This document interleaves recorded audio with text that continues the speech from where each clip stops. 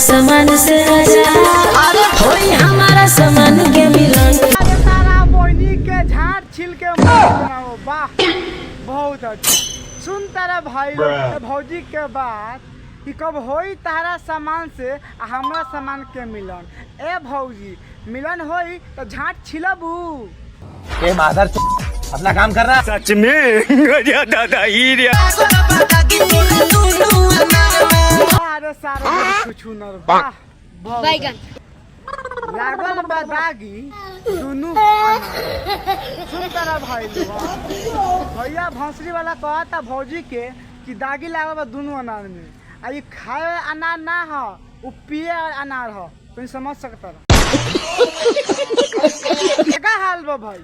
आज हम फिर से अप्लाई कर ले बानी रितेश लाल यादव एंड पिया परदेसी। भाई आज के वीडियो बहुत फार बा। ऐसे कहल चाहते हैं कि वीडियो को पूरा देखा, बहुत मजा आई। वीडियो बना के बस एक ही मकसद बा, एक ही मकसद है आप सभी को दिल से हंसाने के लिए, ना किसी को दिल को ठेस पहुंचाने के लिए। तो वीडियो देखो, आज देखला के बाद में भूल जाओ। तो बिना कोनो लानवा लहसुन के आज के वीडियो स्टार्ट करते हैं।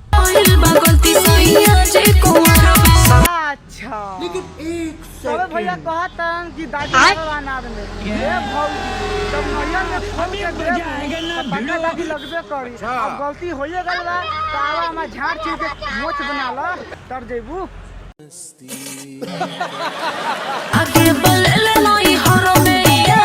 अरे भौजी भौसरी वाली वाह बहुत अच्छा।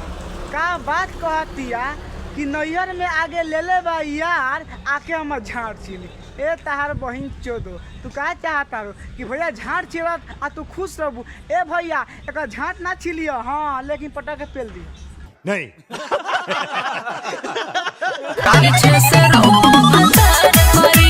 देखा तारा भौजी भौसरी वाली के अपना भतार के सामने कितना खोल के कहतिया कि नैयर के यार तो आगे कहिए दिले बा आप पीछे से रवा करी। तहार बहन जो सुखा मना हम से भता नहीं थे। कसम से कहित नु कहित पक्का कर देता गाड़ी में बांस पेल के नु खड़ा कर देती हक देती ऊपर से। अच्छा टेंशन ना लो जल्दी लाइम डोली। चला भैया ता बात सुन के बहुत अच्छा लगा कि तू शादी कर लेबा, प्यार कर लेबा, तू डोली लेके लेबा, कोनो बात ना। लेकिन ओके आगे बोला तू का करबो। सही पकड़े हैं। सच में दादा ही अरे तारा बहनी के झाड़ छिलो वाह बहुत अच्छा। सुन तारा हम ही फार्म तहार साया चोली। ए भैया भौजी के साया चोली फाड़ के नु आके मैं झटो साफ कर दिया काहे कि जंगल लगल बा ना। भौसे लग बात सुन तारा चोली या साया पानी। ए भैया तलार कटब बतिया पूछे ढोढ़िया का का का कहता रू कुछ बतिया पूछे ढोरिया। हाँ तोर बहन चोदो ढोरी कब से बोले लगल ना भाई। सुन तारा कैसे भौजी कहतिया कुछ बतिया पूछे ढोरिया। ए भौजी ज्यादा मरायो के शौक बानू तो जहाँ हमारा बाके बाबू लगे पटक के खड़ा कर दी हम। कुछ बतिया पूछता जो बन। बस बस करा भौजी तहार बहन चोदो बस करा ना।